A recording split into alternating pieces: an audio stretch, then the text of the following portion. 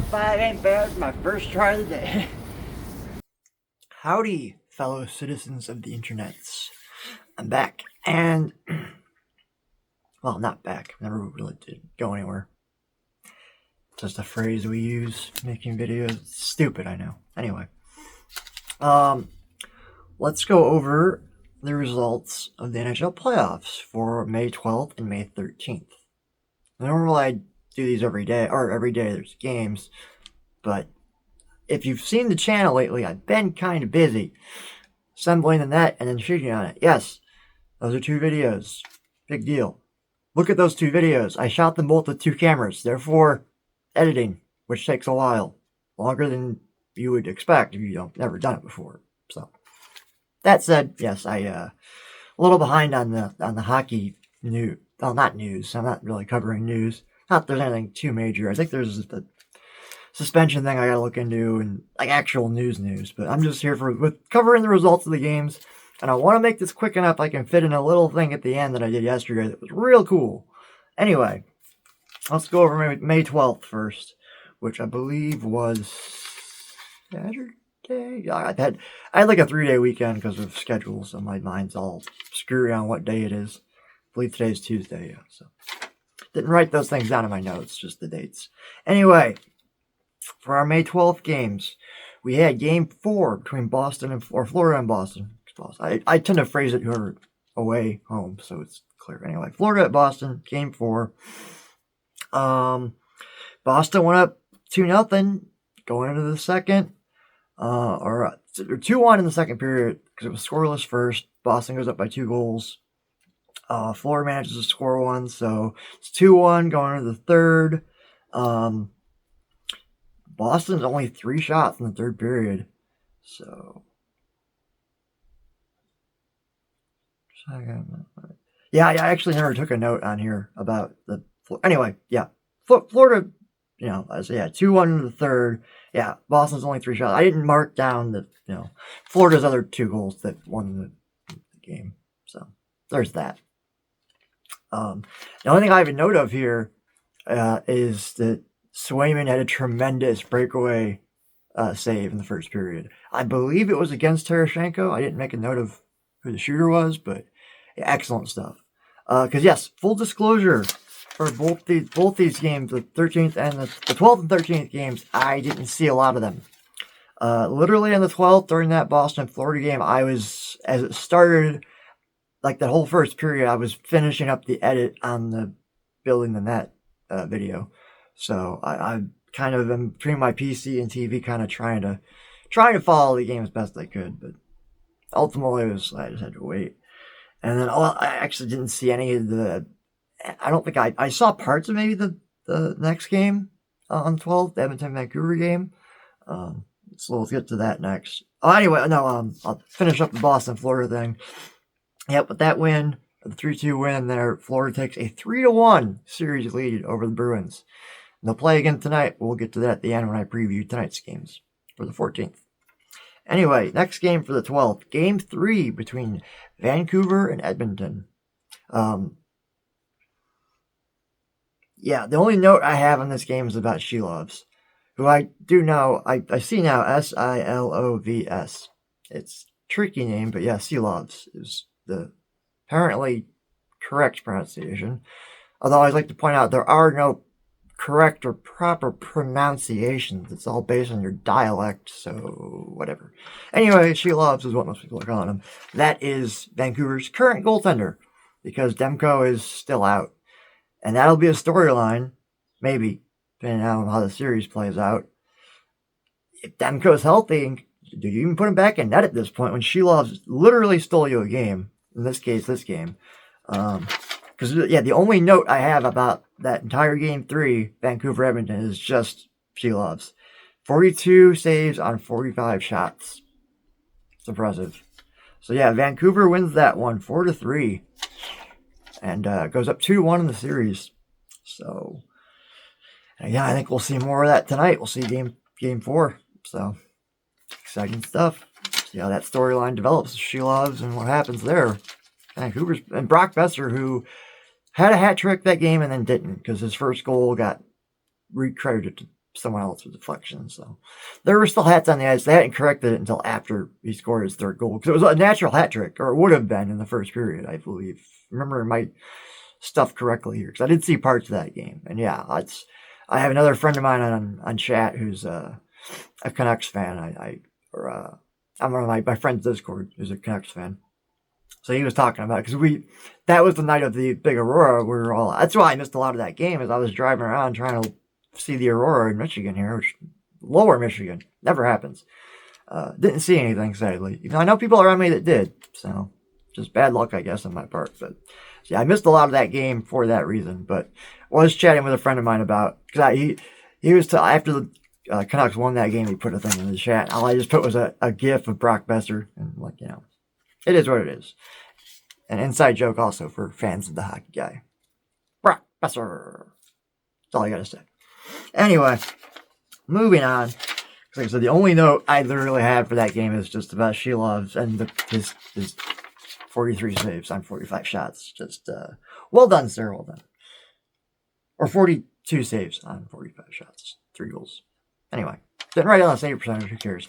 We'll find out later. And also, we don't know the storyline here yet. If he's going to stay in net, what Vancouver? Who knows? Anyway, moving on. May 13th. Yesterday. Carolina at New York Rangers in Game 5 of their series. Yes. Yeah, this one I do have some... oddly enough, the 2 games I didn't watch at all for reasons of... I passed out. And I woke up in time for the Dallas-Colorado game. I just was like, meh. And didn't watch it and went back to sleep, actually. I had a long weekend, so... whatever. Anyway, let's start off with, like I said, Carolina, New York, Game 5. Scoreless first period. New York leads 1-0 after the second period. Then in the third period, Carolina scores 3 goals in the first 10 minutes. Completely takes the crowd out of it. I mean, even when they took a 2-1 lead, it kind of went. From what I heard. Again, I didn't see these games. The way I'm recapping them is I'll go. Usually if I miss any game, and it's a game I'm interested in. I'll go and watch the Hockey Guys recap, which is just like a basic breakdown of major plays throughout all the periods. And then I'll go watch like the Sportsnet highlight reel of 10 minutes. So those two things together, I kind of get a sense of what I missed. Not the same. No, it's no substitute for watching an actual game live or even pre-recorded watching it without knowing the results. Get a much better sense of flow and feel. But I've been over this before, I think, when I missed games and had to kind of just go off of my own notes. But I'm glad I do that because, for example, on the Boston-Florida game, Swayman's breakaway save in the first period on Tarasenko, Hockey, I didn't mention that in his notes. I caught it watching the highlights. Like, that stood out to me as a big moment because I'm a goalie guy. So I'm like, yeah, breakaway save. So, that just shows you the difference in hockey fans of, like, things that I take note of, things that they'll take note of. They're different. So, that's why we're here. All have different takes on things. Similar styles, perhaps, in production, but difference of opinion on a lot of things. And we notice different things. So it's all good. Anyway. Yep. So, yeah. Like I said, New York went up 1-0, and then Carolina came back in the third. 3 goals. 3-1, and then, empty net goal to make it a 4-1 final. Which puts... New York still leads 3-2. That's 2 straight wins for Carolina, though. I may link to the video up here at the end card of when I predicted that Carolina could potentially do a reverse sweep here.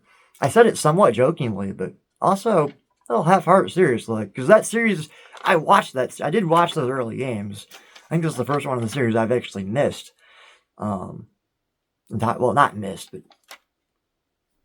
Either way, I've seen this series develop, and I know it's a lot closer than the series standings looked when it was 3-0. I think Carolina should have probably won one of those games, so we'll see what happens tomorrow. Yeah. And I think if Carolina does force a Game 7, it would be on Saturday, so we'll see. Big weekend if that would be the case, but... Anyway, the other note I had, too, very low shot count in that Carolina Rangers game. The only team that broke double digits and got 10 was Carolina in the third period. Otherwise, I think Carolina was 9 in the first, 9 in the second, and then 10. And the Rangers were like 6, 6, and 9. Like, it's very low shooting game, at least for shots on net. It was probably, again, you can't really tell much even from the highlight package.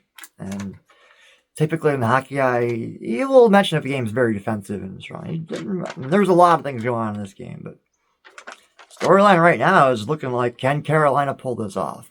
Can they pull off the reverse sweep? We've not seen one in a long time. The last one I remember was in 2011 when Philly did it to Boston. Or 2011 and 2010. 2010, because, yeah, it wouldn't have been 11 because Boston won the Cup that year. Duh.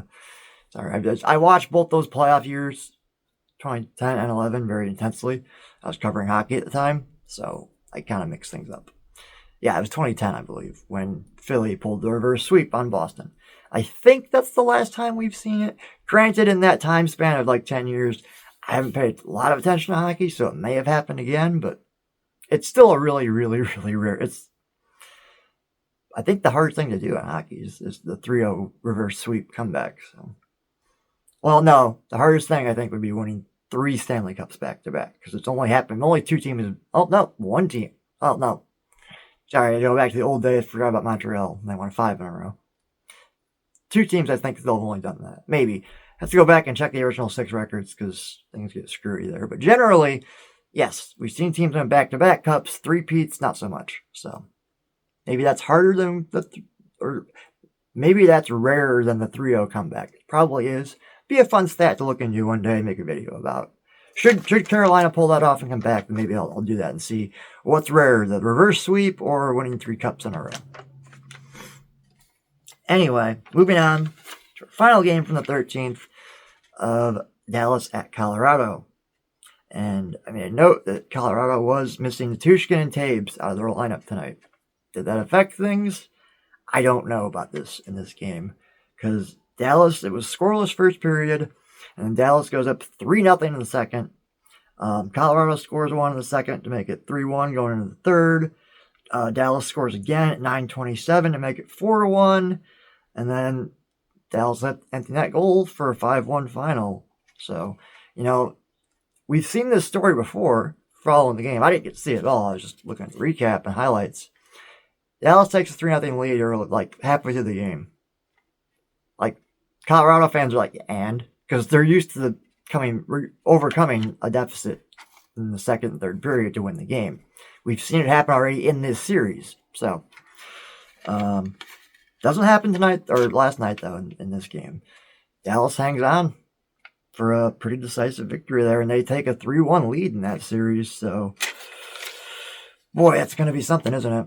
Anyway, in preview for tonight, / tomorrow's video, when I talk about tonight's games, we have Game 5, Boston and Florida, at 7 o'clock, and Florida leads that 3-1. So potential elimination game tonight for Boston if they lose. They're playing Florida at home too. Not that matters. I don't think home ice actually honestly affects playoffs. More so regular season, but even then, I've looked at some of the stat lines. It's kind of negligible. People make a big deal out of it sometimes. In some cases, it can matter, but it's pretty rare that it actually affects the game in a meaningful way. So it's mostly about having that last change as the home team and lineups. And the playoffs, too, almost is irrelevant. Anyway, don't know why, just statistically. Anyway, so yep, possible elimination game tonight for Boston. We'll see what happens. And then at 9:30 Eastern Time, Vancouver, Edmonton. And didn't write down the game number, but I see here Vancouver leads the series 2-1. Therefore, that makes it game 4. Math, how math works. Reason I did not write down game 4 in my notes, which made me have to do math. Go figure. Alright, well, this ran a little longer than I wanted. I don't know if I'm going to tack on a little... There's something I want to tack on at the end. I did yesterday. It was cool. We'll see. Until then, I'll just say that, hey, if you noticed, paying attention, I know the set's a little dark just because the lighting setup I'm using currently. That will change. I'll fix things. I always do. A little addition to the set here at the University of Michigan 2023 National Championship pennant, which, I'm not really a big football guy, but I am a big fan of Michigan. like a U of M, particularly the college, and their sports teams, football and hockey. So go figure. I did that. I got that just a random trip to Walmart, happened to see it, and this, which is a little sticker here for my work laptop. There we go. Yeah, nice little touch, I think, personally.